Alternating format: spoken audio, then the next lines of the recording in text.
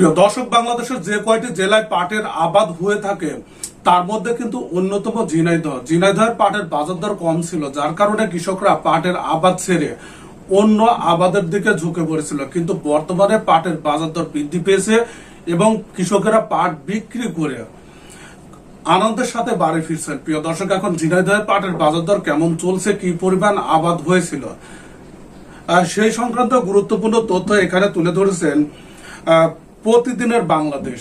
আসুন আমরা দেখি যে প্রতিদিনের বাংলাদেশের তথ্য মতে ঝিনাইদহের পাটের বাজার পরিস্থিতি কেমন চলছে এবং কৃষকেরা কি বলছে।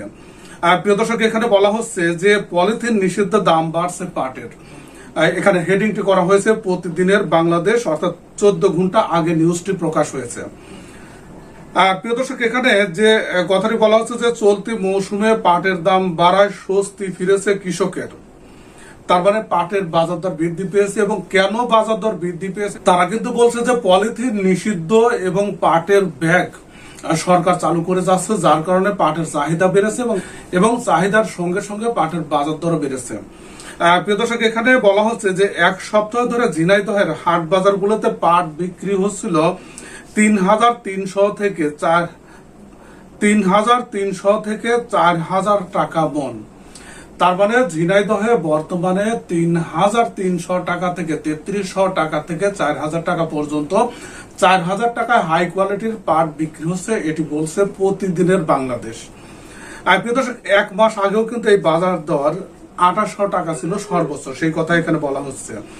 এবং বলা হচ্ছে যে ঝিনাইদহের বড় পাইকারি হাট যেটা পাটের, শৈলকুপার, নতুন বাজার, লাঙ্গলবাদ বাজার ঘুরে এই দামের চিত্রটি উঠে এসেছে। প্রিয় দর্শক, কৃষকরা কি বলছে? কৃষকরা বলছে যে বর্তমানে চাষের শুরু থেকে ঘরে তোলা পর্যন্ত পাট উৎপাদনে বিঘা প্রতি খরচ হয় 15 থেকে 20,000 টাকা।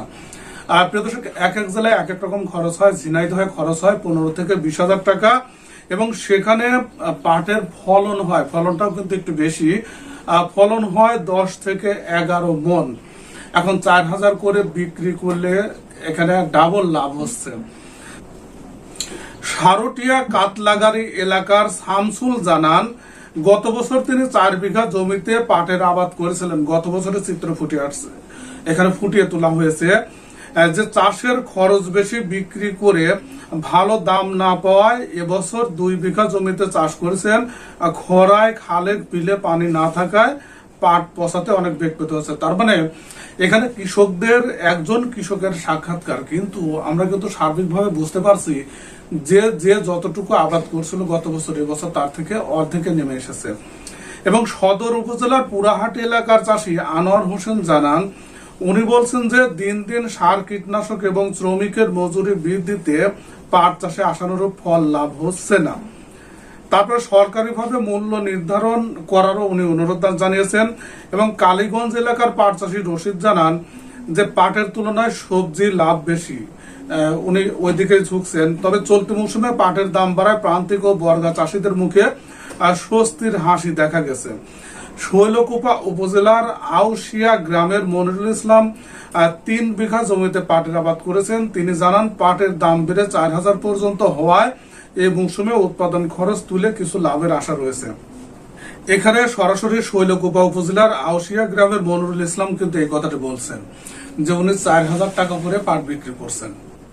আবার সেই সাথে কিন্তু কৃষকরা ক্ষোভও প্রকাশ করেছেন এবং সাহেব আলী উনি বলছেন যে 3,400 থেকে 3,500 টাকা মন বিক্রি করতে পেরেছি।